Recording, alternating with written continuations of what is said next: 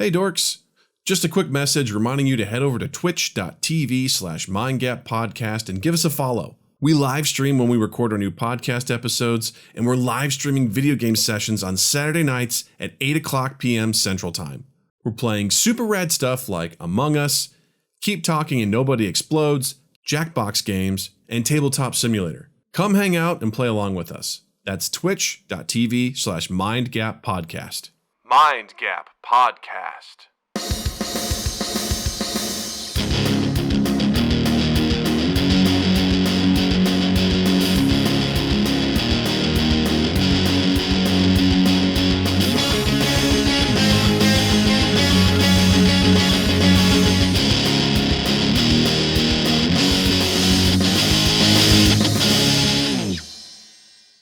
Hey everybody, welcome to Mind Gap Podcast. I'm Doug. I'm Justin! And he's back. He's back. Oh, back again. I want to pull that quote from like Harry Potter in the Order of the Phoenix where what's his name? Fudge goes, he's back. You know, when he sees Voldemort. He's back. I should have pulled that one. The only place my mind went was to this. I just wanted a new 0.7. It works with with our theme, man. It totally works. So good. Welcome back, man. I missed you. I missed you. I feel like every time we either take a week off or like if we record ahead of time and we get to take a week off, or if I'm gone or whatever, I always feel like it's far longer than a week. Yeah. Like I feel like I haven't talked to you in like a month. I feel like in general, even though we get to do this podcast once a week and we talk pre-production, I feel like I miss you. I feel like I'm still missing out on my just in time. Just in time is something that is a commodity. Mm-hmm. It's traded in some cultures. Yeah, I hear it's on the Dow, you know? It is. Mm-hmm. Yeah. It's going up right now. Yeah. It's the only thing holding the Dow afloat. It's true. Yep. And it's what all those guys on Reddit are really buying into right now. You know, fuck AMC, you know, fuck GameStop. It's all just in time stock, you know? Yeah. That's it. To the moon, baby. Apes together strong. Apes Diamond together. Hands. In case y'all are wondering, Justin did used to have a vlog called Just in Time, and you can find it on YouTube. Which, by the way, still shows up in my suggested stuff from time to time. I'll see an episode will pop up. I'm like, hey, that's Justin. Jesus Christ. Yay. Yeah. You guys have fun with that. Search that one and get ready to. That's a ride right there. Yeah. In case you're wondering what it's called, it's called Just in Time. There you go. It's called Just in Time. Yeah. There you go. It's a good time, man. It good was time. Just in time. Mixed a little Just in Time with some dull moments. That was Drew's vlog. Mm-hmm. And they had some crossover episodes, which were pretty good too. So highly recommend. Oh, you're right. It does still say. Yeah. Looks like someone wasn't prepared for today. Was that me? No, it was me, obviously. Was I supposed to do that? Nope. That was have you totally ever me. seen Justin and Noah in the same room? That's the question you have to ask yourself. We're still not 100% sure we're not one and the same person. That's true. It's totally true. You can't prove it. Other than the photographic evidence that you took last week. I mean, but it could have been photoshopped. That means nothing. That proves nothing. Yeah.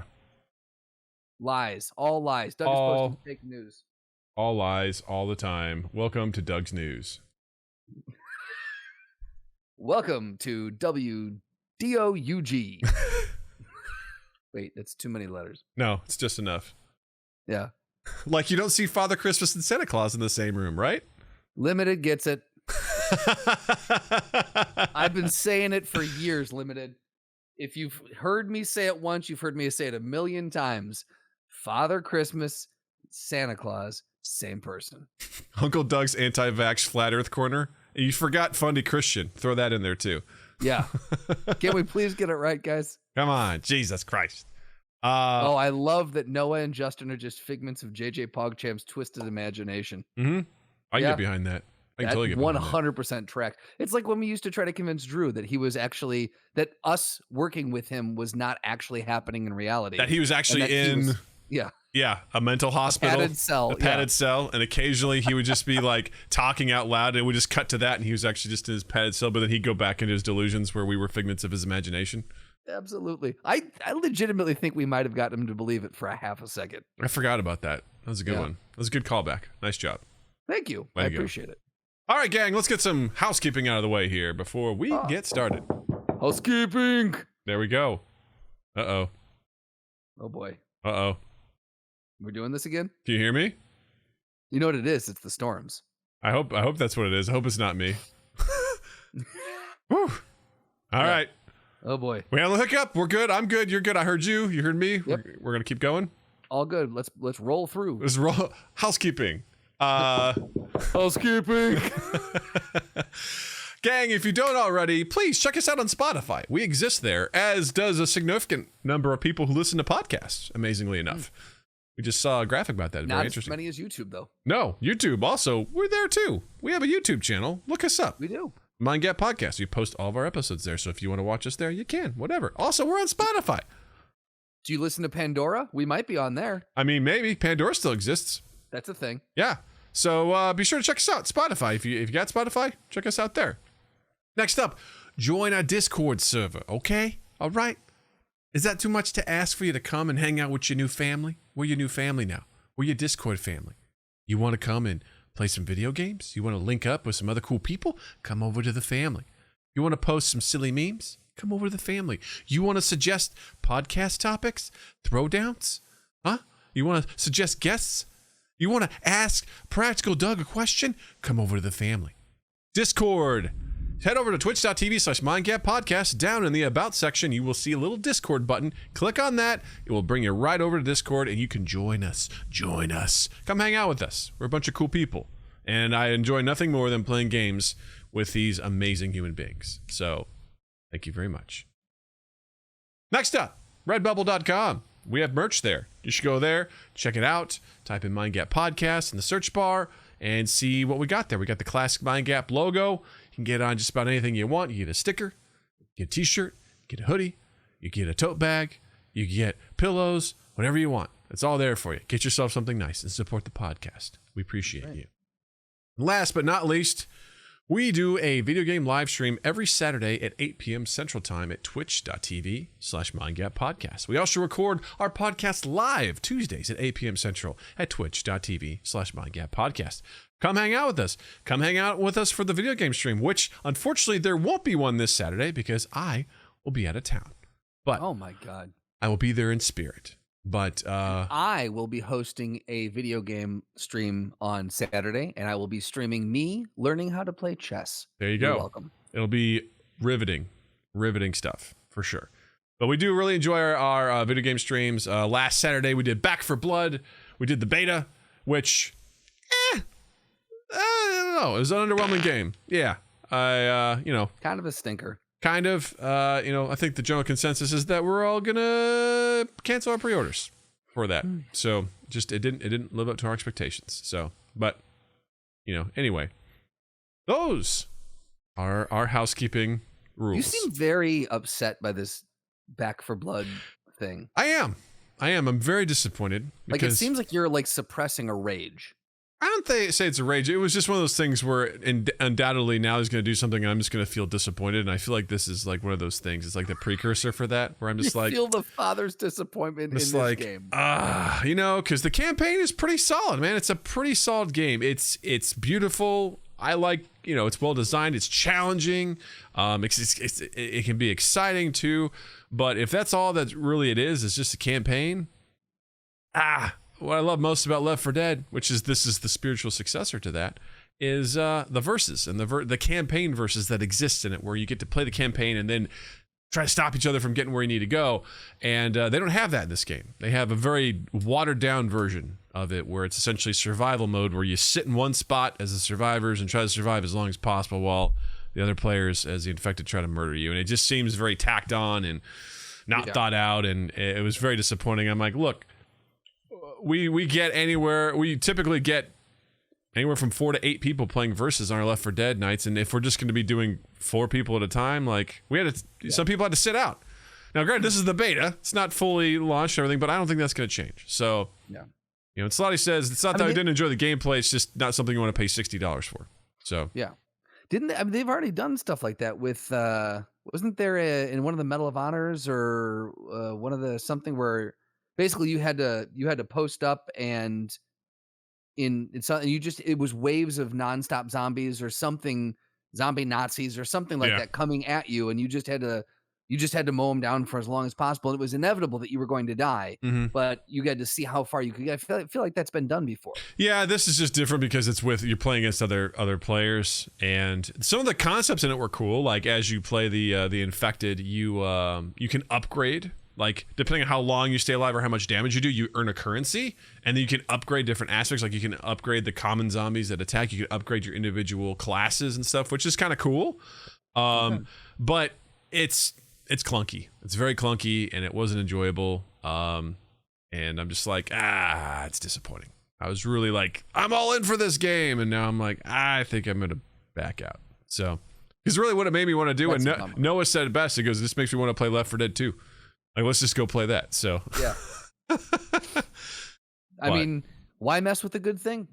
Right? You've got near perfection there. It's a beautiful, wonderful game that's so much fun to play.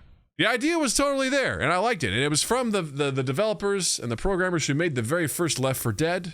So this was like their spiritual successor to that. Right. And there's some really great, cool elements, but also some stuff where it's just doesn't feel right. So yeah, I don't know. So a little disappointed. But you know what I wasn't... You heard it here. Yeah. You know what else I was disappointed about? What's that, Doug? I didn't get to go with you to Disney World. Yeah, buddy.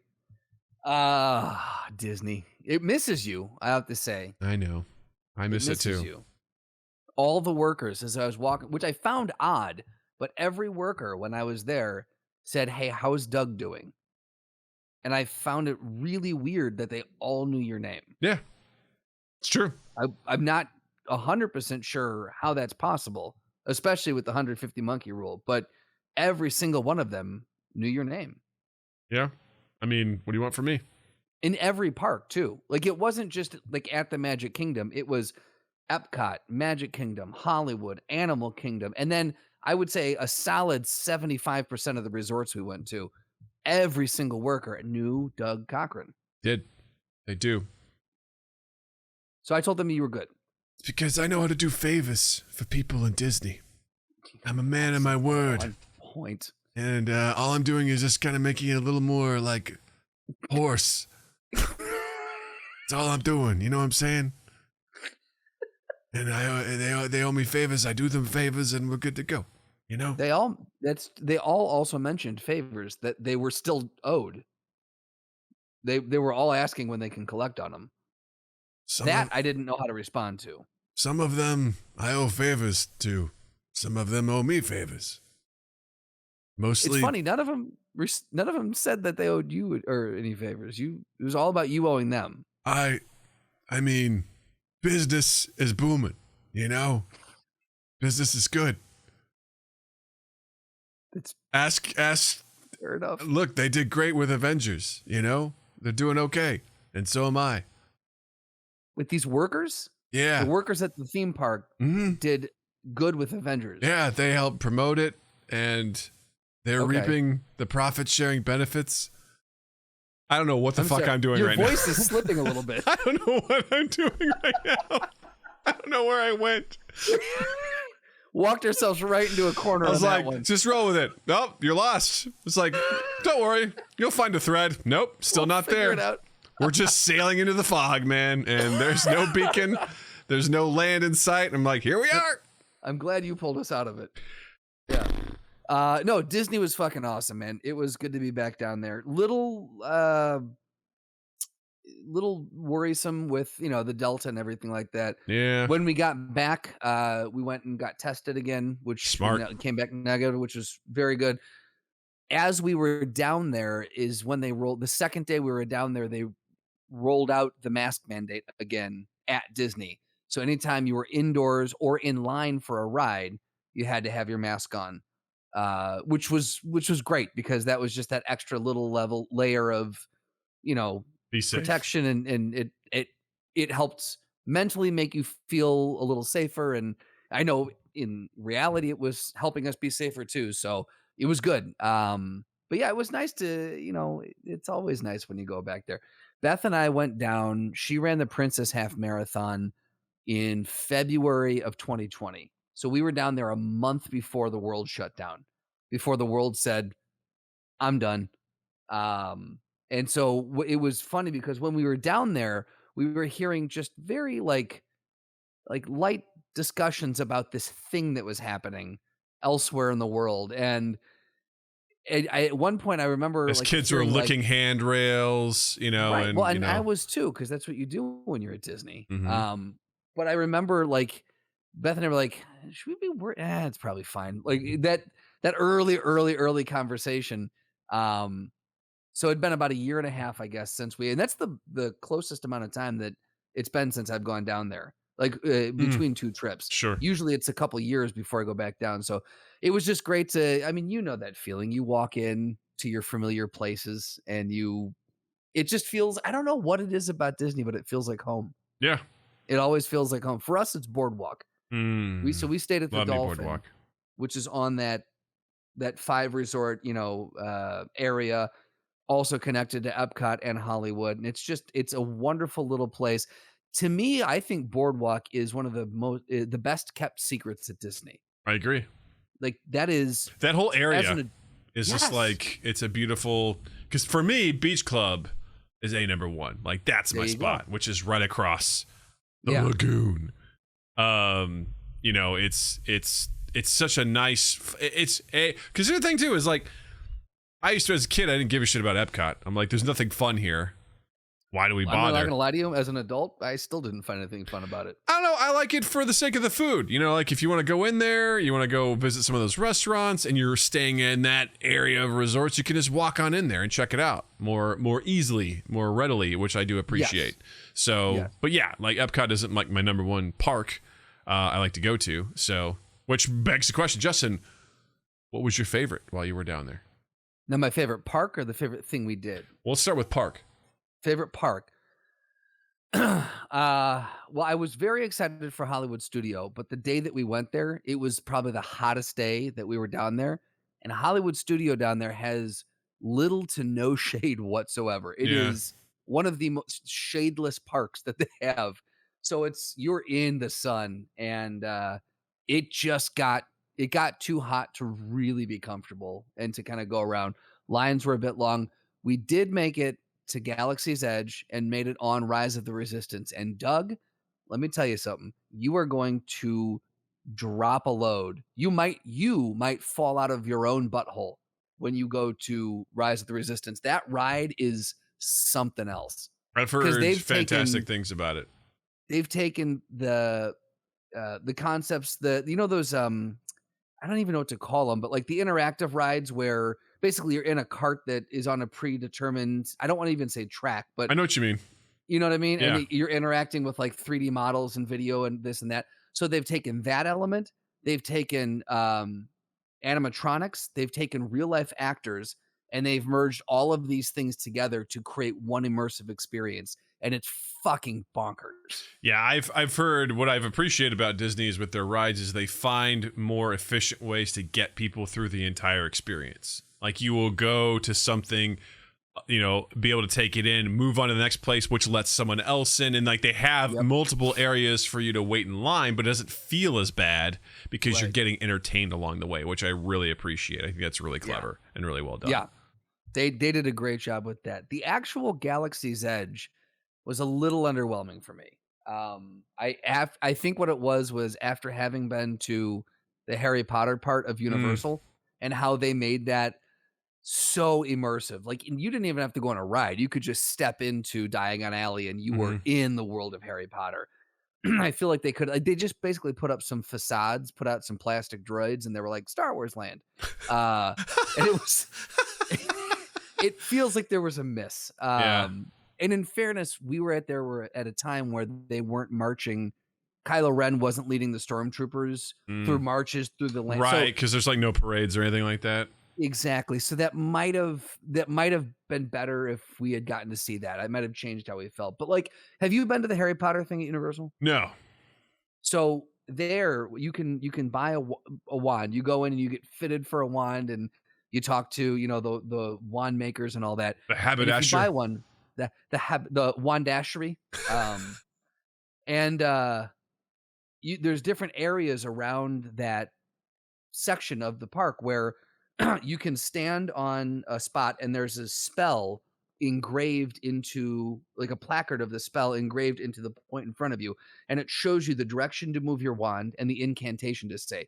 So you point your wand at whatever's in front of you, you move it in that direction and say the incantation, and because of motion sensors and everything, they have stuff that will happen, like That's water really will come out of cool. a fountain, or a book will fall off the shelf, or something like that, all around the park. Yeah.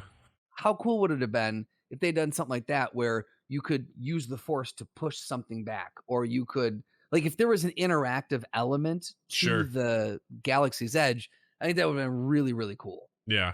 But, Jared yeah. wants to know, did you build your lightsaber? I did not. The wait to get into that area, they had a waiting list you had to put your name on because everyone wanted to do that. Yeah. I did go in and see where you can build your own droid, though, and you can program. Oh, that's pretty which was cool. cool. Yeah.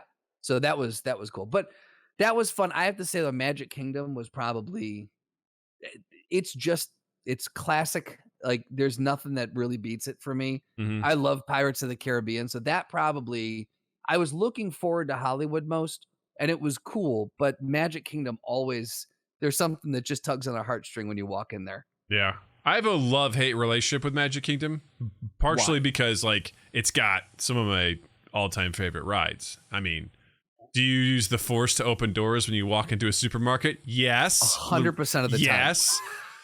When I was younger and I'd be in an elevator, I would try to time it so I would do this, like when I thought the doors were gonna close, so I'd be like, close. Didn't get them, but when I did get it, I'd be like, fuck yeah, I have the Force. You know, I would do that all the time. Now at 38, when I walk into a supermarket, I have my hand right down by my hip, and I'll do a little, Yeah. just Open. I don't want people to see me do it because it's, fucking 38, but Yeah. they still get a kick out of it. Yeah. It's a good question. It's a good question.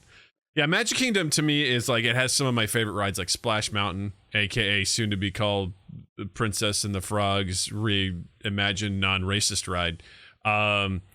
Big It's a Thunder. mouthful. Yeah, they're working on it.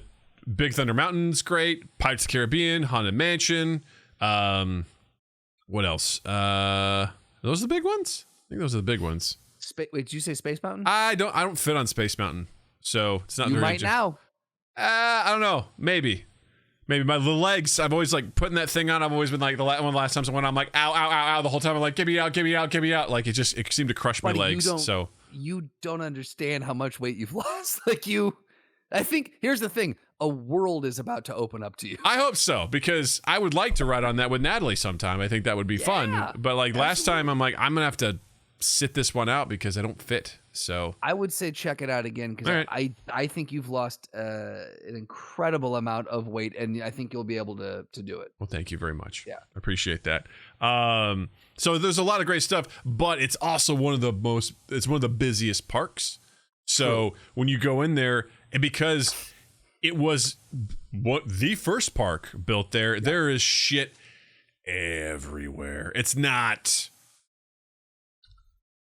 what's the word? It's not, I think of the word. It's not efficient. It's not, Not like optimized. laid out effect. It's not optimized. It's not Okay. optimized like some of the other parks. Like if you go to Hollywood Studios, you're like, huh, there doesn't seem to be like a lot here, but it's optimized in a sense of like how you can move around the park. Yeah. Whereas like Magic Kingdom's like, shit's here, baby.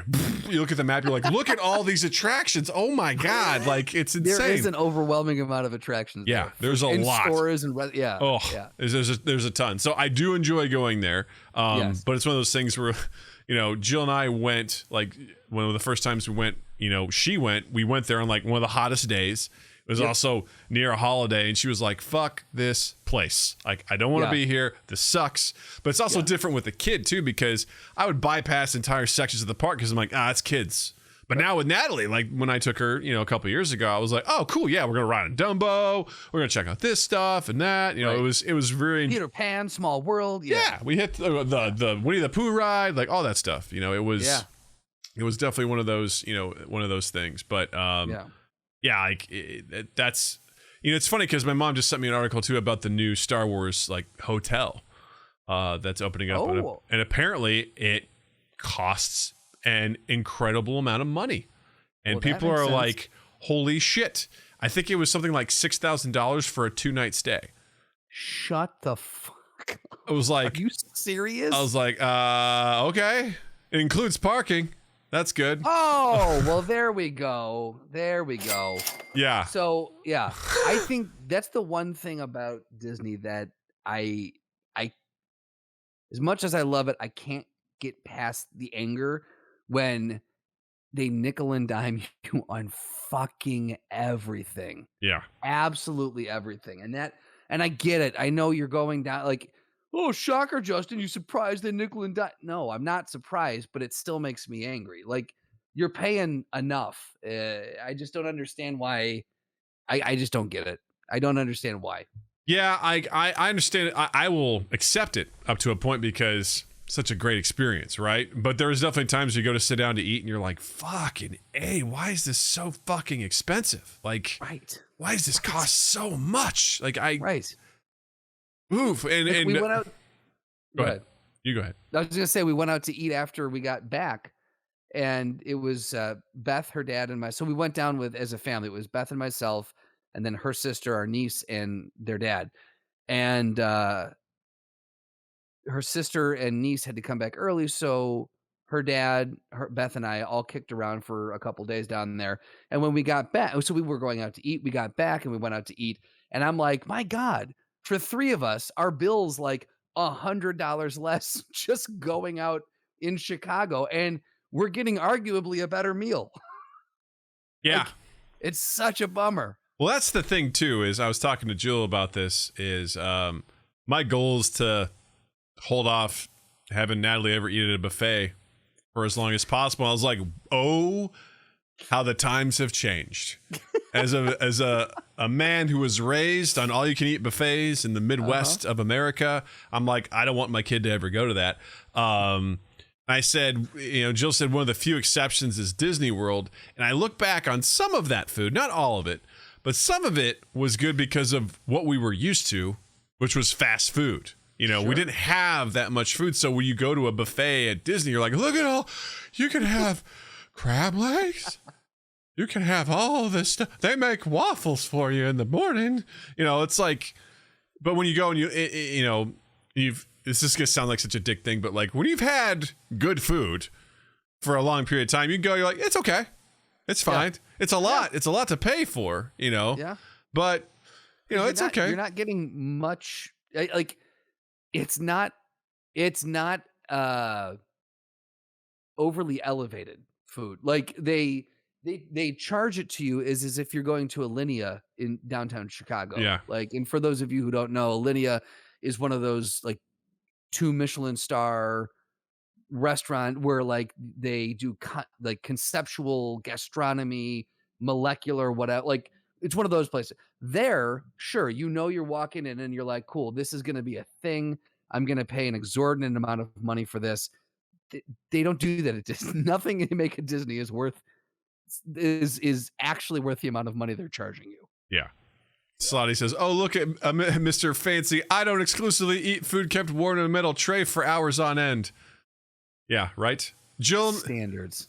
Jill maybe I think I told this on the podcast, but just the shit my mom would let me do at buffets, like the concoctions. It made it seem like she let me put my dick in like, the salad or something. No, yeah. But like, I think I said this, but Jill's like, what was that gross thing you used to eat at Golden Corral? I would get spaghetti noodles who have been sitting in water under a hot plate forever, so they're incredibly mushy. Just grab those, put them down, and I would go to the taco station and put nacho cheese over these noodles, and then I would eat the noodles. Mac and cheese, baby. Yeah. I was like, and my mom would just let me do it. Right. Like, who lets a kid put nacho cheese on spaghetti? Like, what are we doing here? Like, that really is gross. Like when you, like you should at minimum, she should have looked at you and just gone, yeah, and just shamed you just a little bit. Well, it's just funny when, she used to be like, your dad has a real issue with food. I'm like, well, look what you let me eat, Shocker. Yeah. Look what you let me eat. I mean, I'm no different, and I'm still at 38 trying to break these habits, man. Yeah. Trying to do a better job. Fucking life, man. Those habits stick with you for life. And they really are hard to break. I'm just thrilled because I'm thinking about the stuff that Natalie eats. Like I ask her every day, I'm like, hey, what'd you have for breakfast? What do you have for lunch? And she just gets this variety of stuff, and some of it she likes and some of it she doesn't. I'm like, that's totally cool. She's trying it though. I make her food, like I make her dinner, like I'll give her broccoli and like maybe a little bit of steak and like a fruit, and she always eats her broccoli first. And I'm just like, it's my girl. Do it. Yeah. You're not gonna have dad's problems. Yes. You're not gonna have dad's problems. Not yet. I'm making a better life for you. I'm trying. At least with the food, you'll have a better start, man. Yeah, it gets harder as you get older. God damn, man, I've struggled with that. Because that's the thing is, a part of me always knew. It's weird. I had this one line from what was it? I don't know. It was the movie where the kid inherited the cubs from his grandfather, or whatever. Whatever it's called. I want to say Mr. Big League. I don't know if that's it or not, but. Let's go with that. I know what you're talking about. Yeah. We'll go with that. But there's a part in that movie where the grandfather's having a meal with his, daughter and his grandson, and he's like giving him 2 ice cream sundaes. And the kid's mom's like, "What are you doing?" He's like, "Eat as much as you can, because at some point you can't have them." And I held on to the mentality until March 2nd of this year. You're not gonna be able to eat it all the time. I remember someone telling me, hey, at some point, man, cheese is really gonna wreck you. I was like, fuck that. Put double cheese on mine because I want to eat that. I want to eat that stuff. And now I'm like, you just gotta be small doses, Doug. Small doses. Don't go I've all noticed in. I've noticed things like red meat. If I go out for steak, red meat acts very different in my body than it used to, and it's a bummer. It's a huge bummer to me. Red meat's still a-okay with me. I'm all right. Yeah. I'm all right with that. I still will eat the shit out of it. I just know that, like, I feel, the person I feel bad for is Beth. Yeah. She's the one who gets. I feel bad for my family in general. Like, I just in general, yeah. All day, man. The gas that comes out of my body is wretched. It's just. Yeah. It's. Yeah. I mean, the fact that Natalie will be like, Dad, please don't fart. Like, that's what she goes, promise me you won't fart. I'm like, I'm not going to make a promise I can't keep, child. Like, I just won't do it. I won't do that to you, little one. Yeah, I won't. I won't do that. But the other place in Hollywood that when you guys go back down is Toy Story Land. And apparently I guess it's newer. I don't remember it being there, but like everyone was talking about it as if it was newer. I don't know how long it's been there. But man, they did a great job with that section of the park. I think the last I knew they were adding like the Slinky Dog roller coaster, which I didn't think had existed the last time. But I'd gone on like the 3D ride, like the shooter game, which was super fun and whatnot. Awesome. That is so much fun. Jill and I always get super competitive between that and Buzz Lightyear. Yeah. But I feel like the Toy Story one's way more fun. So that one's a lot of fun. Yeah. Super cool. The one other story I do have, which I thought was hysterical because I've never seen this happen before. So you have to have the masks on indoors and in line, right? And it stands to reason on the rides too, because you got them in line. You're not just going to get on the ride and then take them off, right? So we're at Animal Kingdom, and I don't know that I think this is the first time I ever went to Animal Kingdom. So really, I'd never been there before. So we went on Pandora, and that was fucking amazing. And we went on a whole bunch of other stuff. Look, I'm not supporting the movie, but the ride was incredible. I'm thinking back to when it was a 240-minute wait for the river ride, and we had river ride. There was like a river ride animatronic ride there, and we had fast passes for it, and we went on it. I was like, "That's it." People were waiting 240 minutes for this. Yeah. This is basically an updated version of the Jungle Cruise. Like, why? And I know it's like the flight of the Banshee or whatever. I'm like, I'm good. I don't need to ride that. I'm fine, thanks. But like, I would I get it. recommend doing it because it's one of those like AR or at Epcot. Have you ever Soarin'. been on Soarin'? Yes, Yeah. it's similar in concept to that, but much more like Action oriented. Yeah. action. Yeah. Anyway, we went on that. It was cool. Yada yada. So we were there with, like I said, my niece. She's 17. She was very into riding. She does Disney very different than we normally do Disney. Beth and I will resort hop. We won't go to the parks, and we'll just relax. And this one was very ride focused. So I was like, youth is exhausting, but this is fun. I was like, I'm in for it. Let's fucking do it. So she plotted out on the maps. She got us to Everest right at the park open. She was like, we got to go here first. I'm like, great, we're going there first. We got on. It was a super short wait, like I think 20 minutes or something. We got up there. Masks are on. We get on. I've never been on Everest because I've never been to this before. And it was fucking awesome. I'm Great like, this ride. is so great. At some point in the ride, my sister-in-law took her mask down, right? Now, mind you, it is an outside ride. You're traveling at like 50 miles an hour. You're not standing next to anyone. She was in there with her daughter, with our niece. So like she took her mask down as we're on this ride. It so happened that she had taken it down right when the picture got snapped. We pull in, we get done, and the bars pop up. They stand up and step out. And I'm not talking, it was a millisecond after their foot hit the thing. There was a worker right there in her face. And she was like, ma'am, you're supposed to keep your mask on the entire ride. Because of this, you and everyone in your party can't buy their pictures. You need to learn to keep she's just Whoa. her, like next to screaming at her. And I'm like, all of us were like, what? What's wow. We're like, it's like 9:30 in the morning. You just opened. Let's all just take a breath. Like, you could reprimand us, but be like, hey, look, we've asked you to keep your mask on because of this. You're not going to be able to get your pictures, and we respectfully ask you, yada yada. But she came at us as if it were like 6 o'clock at night. She'd been in the sun all day. She dealt with assholes nonstop of, like, but this was 9:30 in the morning. This is like one of the first groups to go on this ride. I've never seen a Disney worker yell at someone before. I wonder. Dare I say accost someone? Yeah, before. I was like, that's very I don't unlike want to pull them. a Karen, but yeah. Right. I think that's very unlike them. But I also am thinking,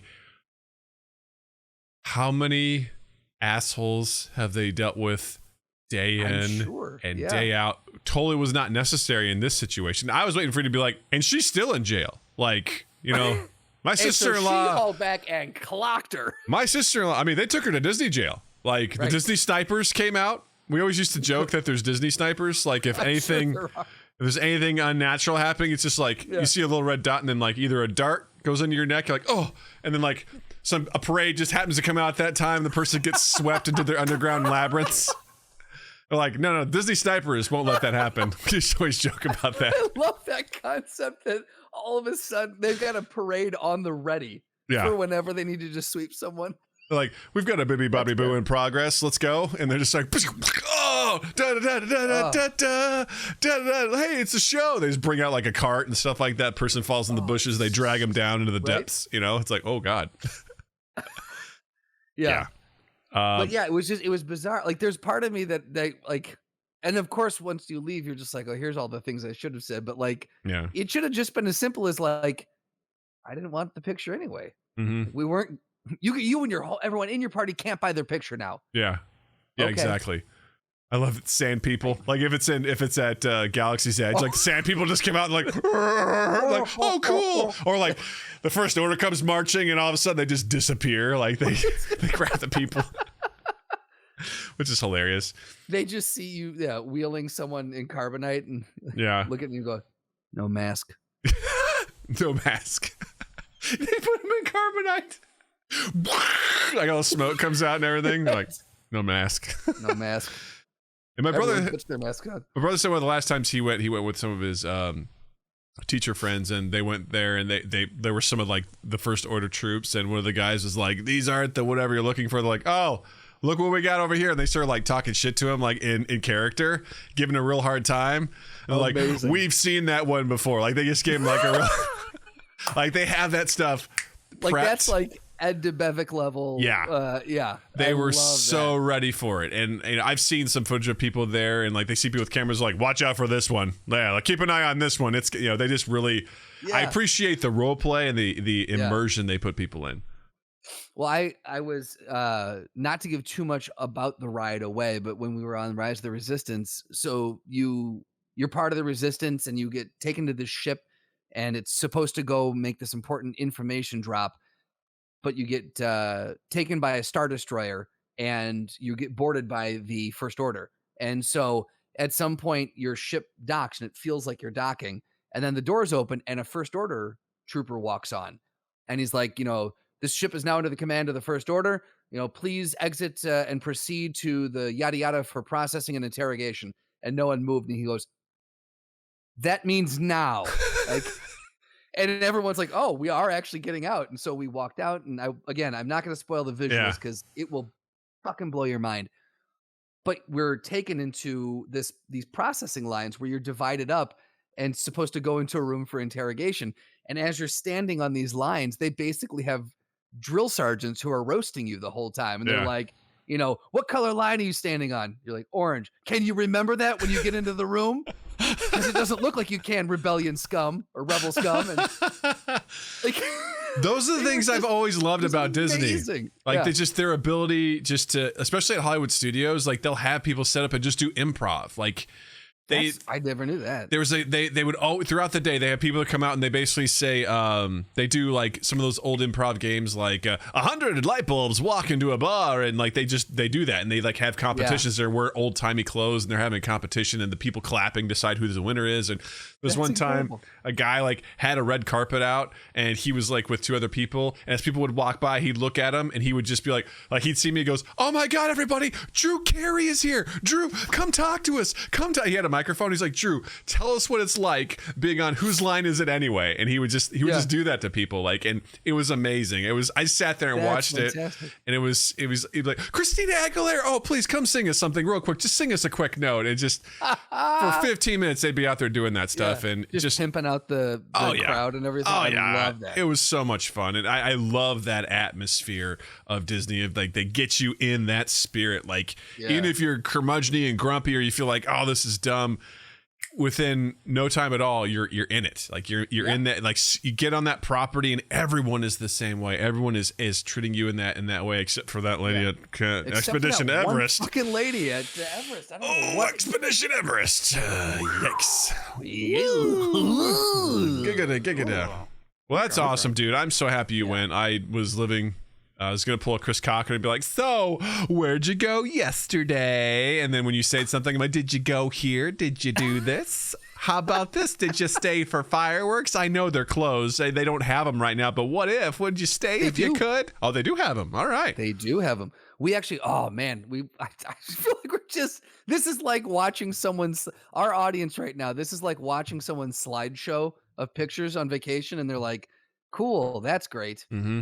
So I apologize to everyone. I don't. No, we found we went to the Grand Floridian one night right before we went home. We went to grab like a drink or something, and then we were walking around, and I didn't realize they have this section at the Grand Floridian that just opens up across the lake, and Magic Kingdom's right there, and it is positioned perfectly for where the fireworks are. Impressive. And so we stood there and we watched the fireworks. It was fucking amazing. That's awesome.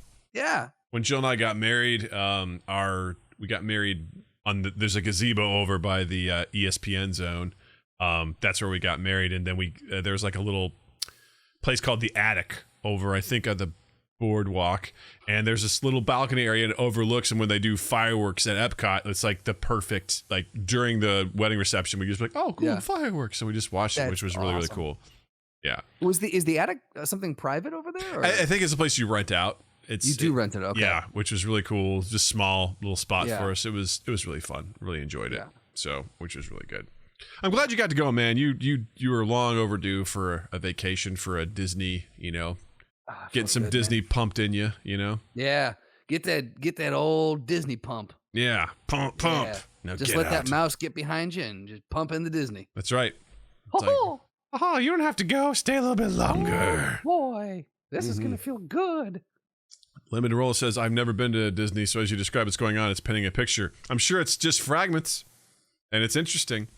But I'll tell you this much. If you've never been, hands down, the cleanest amusement park you will ever go to.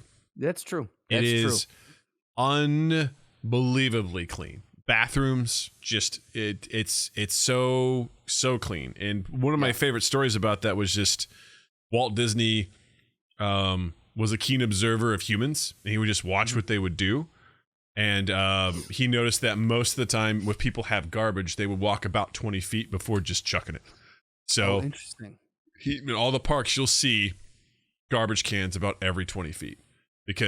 Which makes sense because it gives people an opportunity to take care of that themselves, and they will most of the time do that.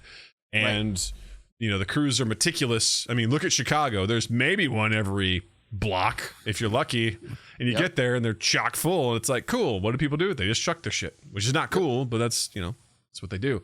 It's what they do. Yeah. But yeah, it's so clean. I've never been to a place where I'm like, wow, this is just unbelievably clean, and it makes me feel really good, and I don't feel gross going into a bathroom and being like, wow, there's piss everywhere, right, because that's how it is. Yeah There's nothing worse than we're at the grocery store and Dad's like, Dad, I have to go to the bathroom. I'm like, fuck. I'm like, can you hold it? She's like, no. I'm like, God, all right, let's go. Or the worst, unclean. we're at the playground and we have to use the porta potties. I'm like, let's go in this hot den of poop, and let's and she goes in and she's kind of like this. I'm like, hot den of poop. She's like, that's my new comedy album, Hot Den of Poop. She's kind of looking at it. I'm like, yeah, you have to go. Right. I'm in here with you. So let's do this. Disney feels like a distant dream. It costs so much to get the US and the money to stay. Oh yeah. I wouldn't recommend doing that. Oh dude. Yeah. It's wait till they, or just you guys take a boat over to Disney Tokyo. Yeah, there you go. Right? Or is it Tokyo? Disney Japan? Tokyo Disney, I think. Tokyo Disney, yeah. You guys are close there. Just could pop up there. Sally has 4 horror stories about taking his daughter to the bathroom in public. Can't wait to hear those. That'll be great. Yeah. I've been to the one in Paris, actually. I've been to that. Really? Mm-hmm. When I was studying abroad, we were in Paris. I made a day trip over there. It was very fun. I had a good time. Nice. See, now you can say you've been there. Mm-hmm. I have. How nice is that? Just talking about Disney, it's we're showing some signs of being fucking wet. Right?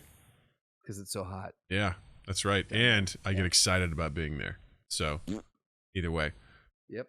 Bingo. Moving on, gang. Spoilers. Get your spoilers ready, because Justin and I watched Suicide Squad.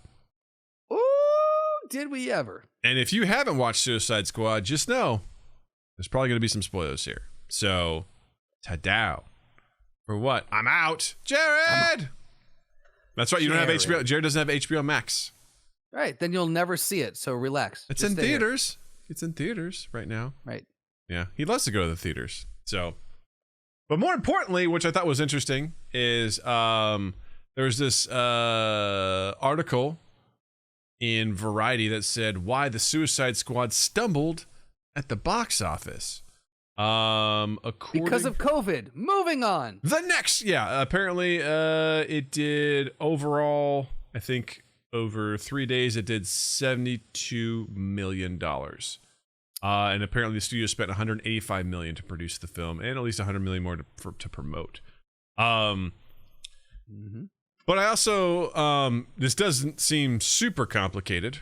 Like Justin said, COVID obviously, and the Delta variant is rampaging across most places. So what little oomph and vigor there was to get into said movie theaters, and now I think is stunted in that regard.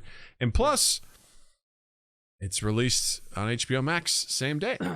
I guess the thing that I am confused about is why I'm confused at why everyone is confused. Yeah.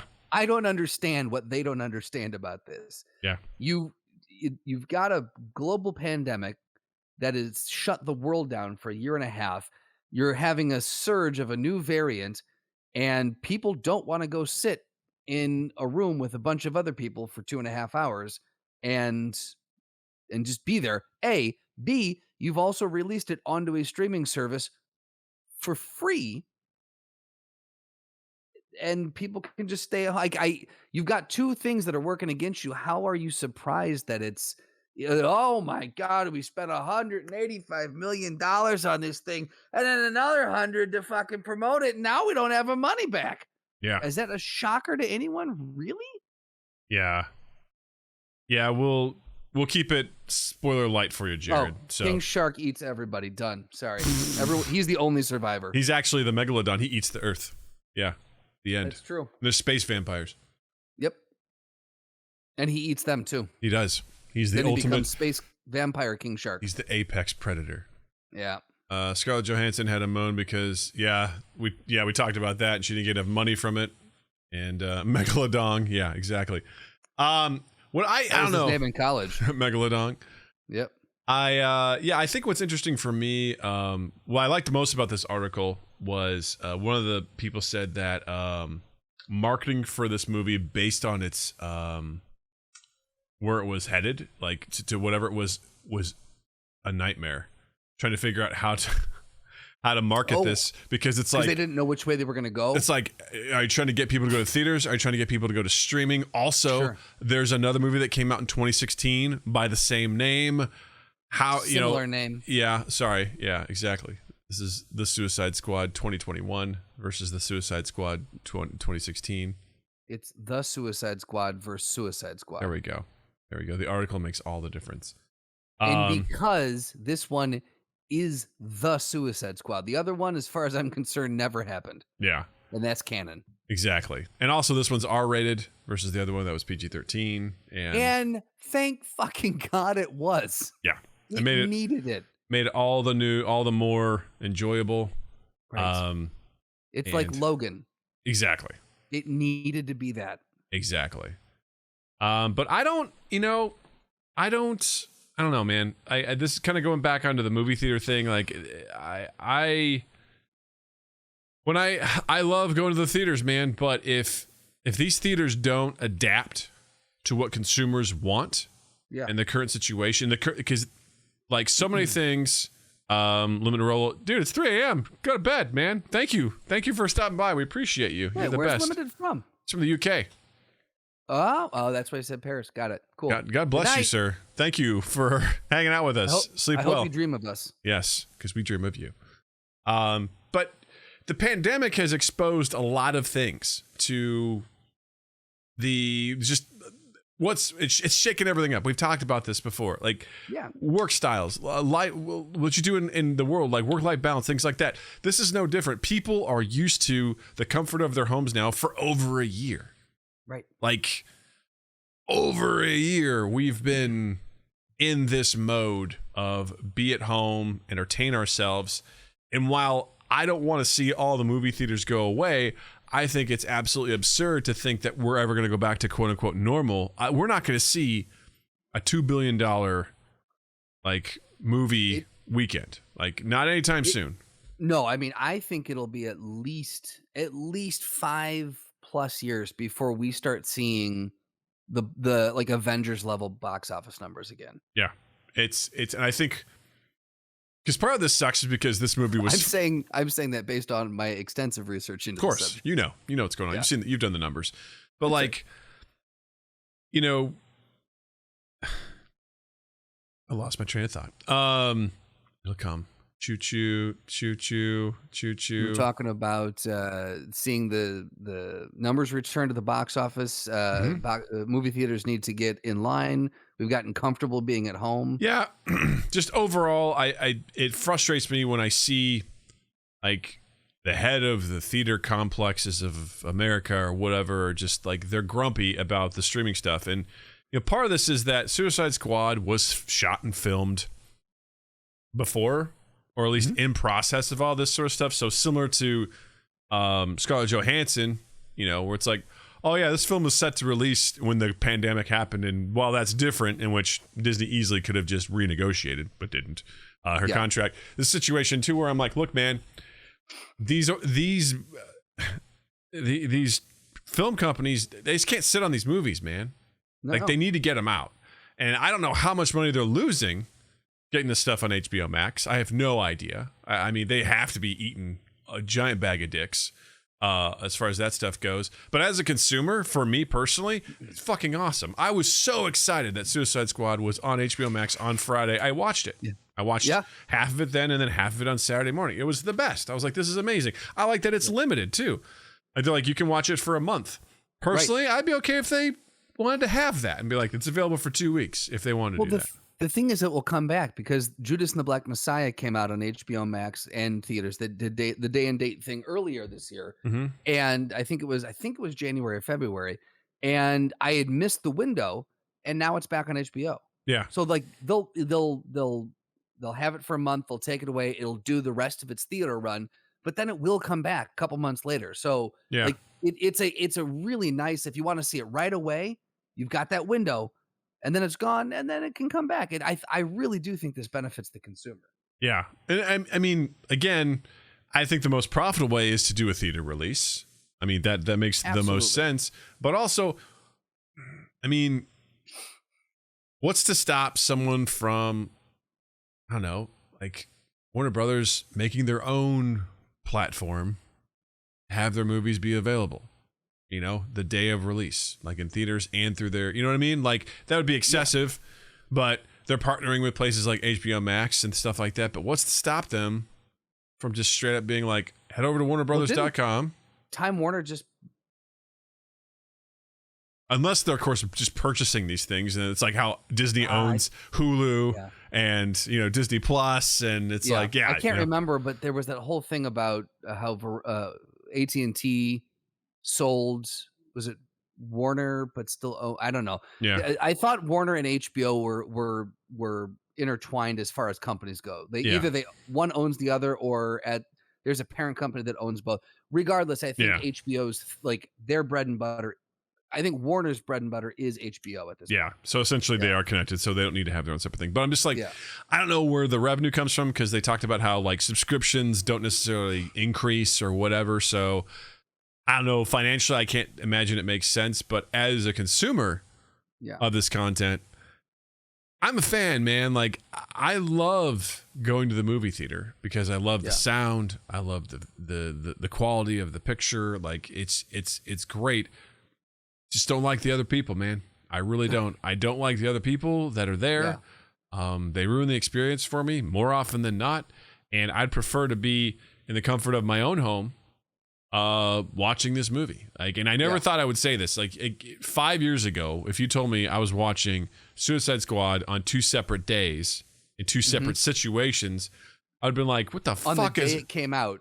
What the fuck is not in a theater? Like, what is wrong with you? That's sacrilege. But it's also just that's how I watch shit these days. Is I don't get I do not have an opportunity to sit down and watch an entire movie in one sitting. I just don't. It's just it doesn't happen. So I watch it piecemeal, and I'm actually like, I'm okay. It works. It's not ideal, but it works. Like I make it happen. I'm used to it now. So I take pieces of it that I can watch, and I move on. But it's incredibly convenient for me, and I enjoy being able to do that without having to leave the comfort of my own. Like, I have a pretty good setup at my house now. I got a sound bar. I got a new TV. Like, I'm good, man. Like, I don't need to go to the theater. Like, I just don't. You know, and I'm happy to pay a premium on that too. Sure. Have you ever paid for the any of the Disney Plus premium, like with Black Widow? Did you pay? I actually haven't seen Black Widow yet. Okay. I just didn't have the desire to see it yet. Okay. Like, I want to see it, but I'm like, I don't know if I want to pay $30 for it. You know? Right. Yeah. I'll see it at some point. But if you want to, there's a podcast I've referenced on here before, and I've sent to you and Slotty as well. It's called The Business with Kim Masters. It's about the entertainment business. Kim Masters is of The Hollywood Reporter, and she has this podcast where at the beginning they do something called the banter for about 5 to 7 minutes, and then the rest of the podcast is an interview with someone. And in that banter section, she and her guy Matt Bellany that she banters with really take apart and look at certain things, and they've talked about like these day and date deals. They've talked about a lot of the a lot of where things are going in the entertainment industry as far as consumption goes, and they offer some interesting insight. And then on this last week's one, she had Jason Blum on from Blumhouse Productions, and he is just a fascinating person to listen to. Because I mean, talk about someone who knows the industry inside and out, who has seen wild success and has done these deals and knows both sides of them. He offered some really interesting insight. He was on a year ago at the beginning of the pandemic, and then he was on again this week. I would strongly recommend, if anyone is interested in getting an insider's perspective on how streaming works, how the profits work, how all of this is shaking out, go look up those 2 episodes of The Business with Jason Blum. It's very, very interesting. Very cool. Yeah. I like that because Blumhouse does a lot of unique things. I think that's pretty cool. That's a cool thing. And I mean, going back to theaters too, like I know there's the place in Texas, was it in Austin, that has like the something draft house or ale house or something like that where you can get some the Alamo food. Draft House. That's what it is. Like, you know, I think some of those places will hopefully survive, but you know, I don't want to shit on a company, but like the AMCs of the world, you know, or whatever, these guys that are just, you know, I don't want to see anyone lose their jobs or whatever, but I'm like, again, I just want to say to those organizations, as Doug nobody here, Right.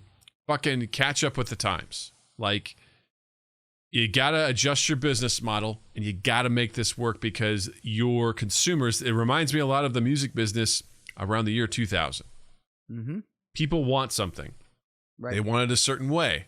And either you're going to get on board with that or you're going to sink. Like that's what it is. Those are your options. And I'd hate to say the days of the movie theater are gone. I'm not going to be the guy that's going to be a prophet and guess that. But I'm like, people are very comfortable with staying home and paying a premium to watch stuff in their house. Just like in the workforce where someone was a remote worker was kind of weird before and kind of unusual. Everyone's doing it now. Right. So, and people want that to stay. People are like, I'll take a pay cut to stay working from home. So absolutely, they need to, again, I'm just reading stuff, but most of the time when I read a quote, what I hear is, that's what I hear. That's what I imagine. I imagine they're like wiping away their tears and sniffling as they're like, and then it was reported that also, in addition to COVID-19, it's streaming on HBO Max in the same day. And it's like, you know, people weren't coming to the theaters. And I'm just like, no shit. No shit. Like, yeah, come on, man. Like, what? Well, the thing is, it's not. So you look at the streaming services that have come out in the last year, right? Or in the last 2, like you've got HBO Max dropped very recently. I think it dropped. Didn't HBO Max drop just before Wonder Woman came out early last? Yeah, it's definitely before year? Wonder Woman and all that sort of stuff, because I think that's when they made the announcement that all of their 2021 stuff was going to be released on HBO Max. But you've got Peacock, you've got Paramount Plus, you've got like some of the newer ones that you've seen come out. Quibi. Right, guys, let's talk about Quibi, can we? Let's take the next 2 hours and really dissect what happened there. No, I look at all the ones that have just come out, and you look at that and go, this is not... These companies didn't just go in the last year go, oh, we need to get on the streaming train. This has been in the works for a long time. People have seen the streaming trend coming down the pipe, and they're like, okay, we need to start development on our own thing because we're going to need it. And that's what forecasters do. That's why you have people who look at trends in an industry, and then they set your company on the course to meet that trend when it starts to peak. These companies like AMC and stuff needed to have seen this trend. And you don't tell me that no one had that conversation with them. No one clued them in that this was coming. If they had embraced it, they could have probably saved a lot of their original business model as well as gotten a hefty chunk of the new business model. And now, like you said, all you hear is like, that's it. Every time you read an article and you're like, guys, you saw this. You needed to have seen this coming. Well, it's like now you're supposed to be better than this. And now I'm seeing that they're like, and now AMC's working on their own streaming platform. I'm like, you're kind of late, guys. Kind of late to the game. Like now I will specifically say fuck that based off of how much of a fit they've thrown. Again, it was like when Napster came out. I mean, these music labels and companies were researching this, and they developed their own ability to purchase stuff online, and they were like, nah, and they just canned it. And then look what happened. I mean, this is the same situation. There's been a catalyst here, and I don't think there's no going back. Like this is a lot. Some of it will, right? I don't think all movie theaters will be gone forever. No, there's not going to be as many as there were. I just think that, I feel like somebody came on your show like 16 months ago and suggested that, and then wrote a blog piece about it. So smart guy, whoever that was. Probably. You're probably right. He's dropping some breadcrumbs tonight. I feel like he wants us to acknowledge something, but I don't know what it is. Yeah, I don't know, man. I'm when I look at this stuff, I've never been in an industry that has seen something cataclysmic like this happen. So it's very easy for me to stand on the sidelines. I just realized last night that I worked at 2 organizations in 2 industries that have done very well in the pandemic. I've not been a part of one that has been like, so it's very easy for me to sit off the side and be like, fuck you guys, as they're like, this is what you should have done. This is my livelihood. And it's like, it's no different than like Blockbusters or family videos and things that just slowly were like, you've become outdated at this point. Like no one needs you anymore. And I don't want to say that's entirely true for the movie theaters, but I don't think they should be surprised if people don't show up. And what I also don't like is them lashing out at these movie companies, because these movie companies' objective is to get their shit in front of people and get them to pay for it. And the movie theaters are currently one portion of the pie on how to make that happen. And now I think their portion is significantly dropped. And as they look at these other streaming services that allow them to get their content in front of people, especially when people are willing to pay $30 to watch it. Like, I think that's going to be the future here. And these theaters got to figure something out. I think it's still cool how you can rent out a theater for like $100. I think that's awesome to watch something like, what a great idea. Get 20 people, 10 to 20 people, and go do that. That's a viable option right there. You want to watch this shit on the big screen with your private like group of people? Fucking do it. People that you trust, and absolutely, yeah, for sure. Yeah, I think there. I don't know. There's one other thing that I think people could have invested in if they really wanted to get ahead of the curve. And they are to blame if they did not see this trend emerging, and if they did not invest in this thing, which is only going to become more and more wildly popular. And if you don't know what I'm talking about, welcome to the Throwdown. Oh, baby. Ladies and gentlemen, you just entered the Throwdown.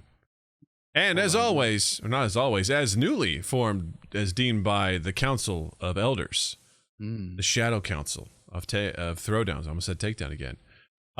Justin and I don't know what we're about to walk into, but the council has decided, and our contenders this week are Green Hornet versus Sherlock Holmes. All right. Good. Here's the thing. I don't know much about the Green Hornet. Neither do I. And I feel like this would be something that Tim Sasko would just be all over, because he knows Sherlock Holmes. Oh, yeah. Inside and out. He knows him in the biblical way. And I mean that with all due respect. All I know is that the Green Hornet had an Asian dude as a sidekick. Kato. And I only know that because I was a massive Bruce Lee fan in high school. So I was like, but I never watched the show Green Hornet.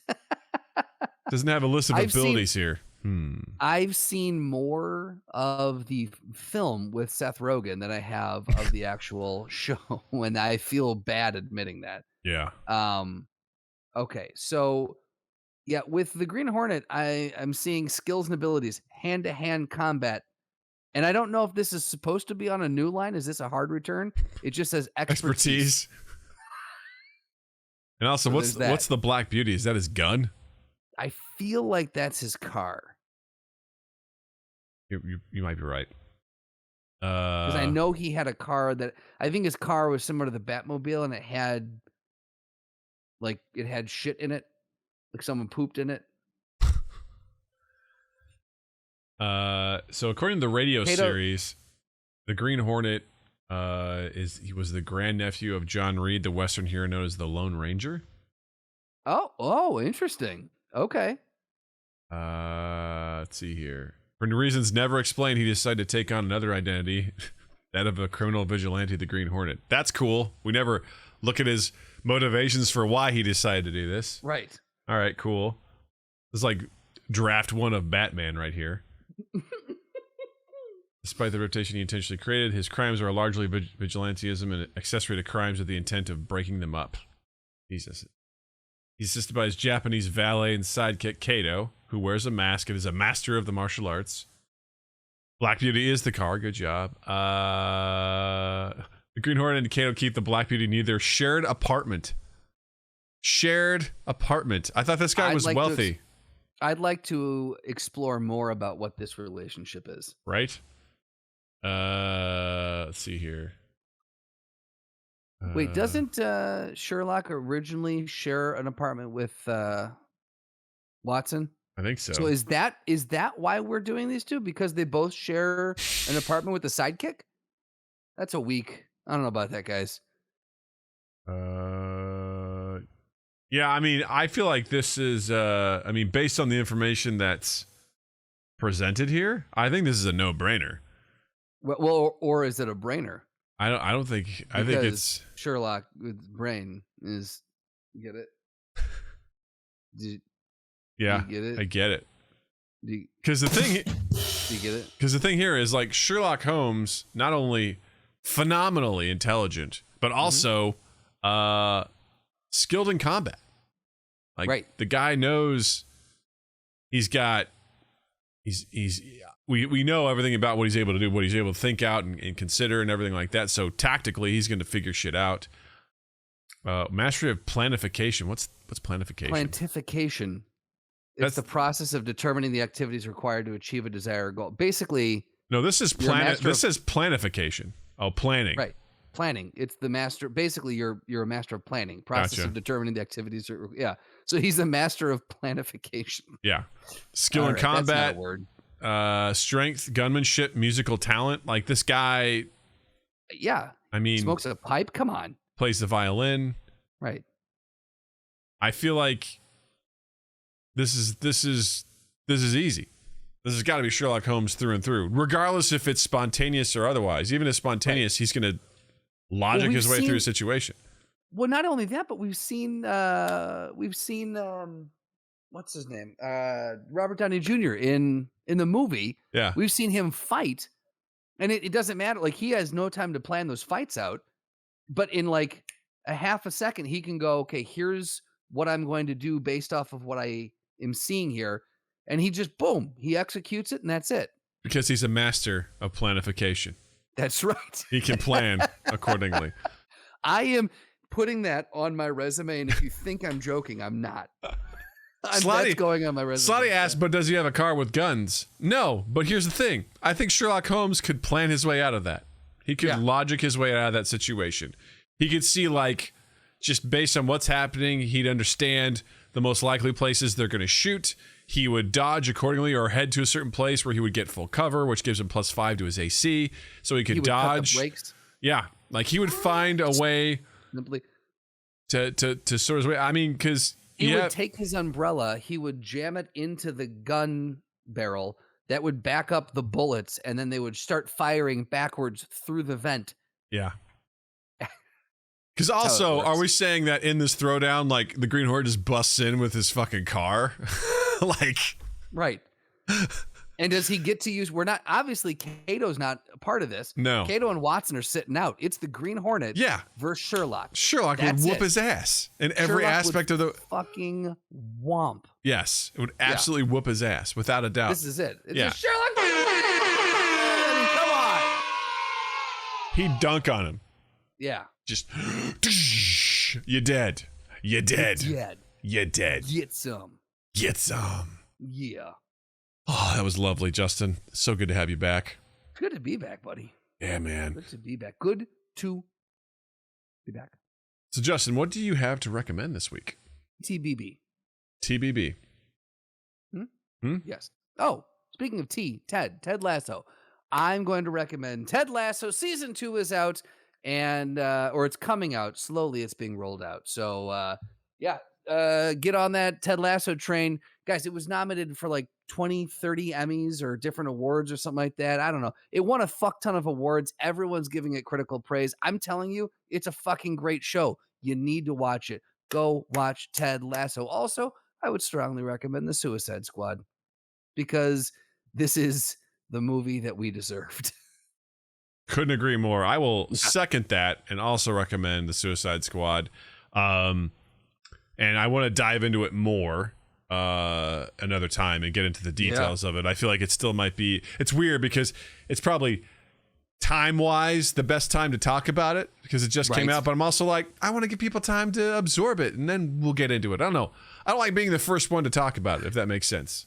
The SEO tickle is creeping up on Slotty right now, and he's like, guys, you need to talk about it. You gotta talk about it, man. You gotta talk about the movie. I get it. Yeah. I know. I still want to, I don't know. But It's okay. I think it's a great film. James Gunn absolutely killed it. You have an amazing cast. It's full of the perfect balance of humor, heart. There's just underlying, it was acted so well. Just these underlying things that of emotion that exist. Yeah. There's a lot of surprise in it, in situations. I don't know, man. It was great. It was very, very entertaining, and it deserved all of the critical praise that it got. And I'll say this too. I wasn't sure how they were going to pull out, and I'm trying to talk carefully so I don't give a lot away. I wasn't sure how they were going to pull off certain aspects of what they were setting up. And the first 15 minutes of this film answers that question right away. And I was like, oh, I get it now. Okay, I'm in. Let's do this. I had the same thought. I was like, how are they going to manage all this? And I'm like, cool. We got it. We set the stakes immediately. This is a dangerous world we're playing in. So you guys gotta go see it. It was so good. It was so well done. Yeah, you guys definitely need to check it out. HBO Max, also in theaters now. So go do it. Go do that stuff. And while you're out doing stuff, please, please, please don't forget to follow MindGap on all your social medias at MindGap Podcast.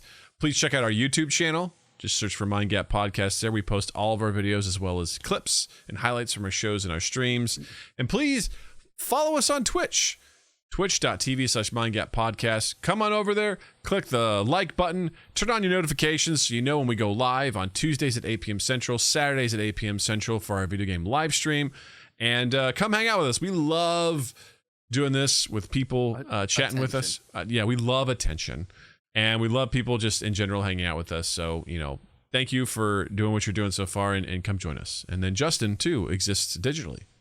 That's right. On Instagram and Twitter at Justin_Michael, spelled Mikel. It's the fun way of spelling it. And while you're in the online realm, check us out on Spotify, on Stitcher, Apple Podcasts, Google Podcasts, YouTube, Pandora. Why the fuck not? Podbean, all the places that you can find and consume all your wonderful casts of pods. And then while you're in the online realm, do the thing, share, subscribe, all that. We like those. And then 2east8th, guys, I've been off for a week. All right, I'm getting back into it. 2east8th.com/mindgap. And just keep an eye on all of 2east8th stuff because we've got things. I had to do that little kind of plug last week and I failed. So there you go. I watched it. It was wonderful. I was wondering, I'm like, are you going to just put this on Noah to be like, and Noah, this is your part. You do this. Yeah. This is the part you're supposed to do. I hope you read up in your lines. You son of a bitch. We wrote a script out for you and everything. Yeah. But, you all be out there, be safe, take care of each other, take care of yourself, take time for vacation, take time for Disney. Make it happen. This podcast not brought to you by Disney, but you should do it anyway. And with that being said, Justin, thank you. Douglas, thank you. Twitch, thank you. Listeners, thank you. And you all have a dandy fucking week. MindGap Podcast.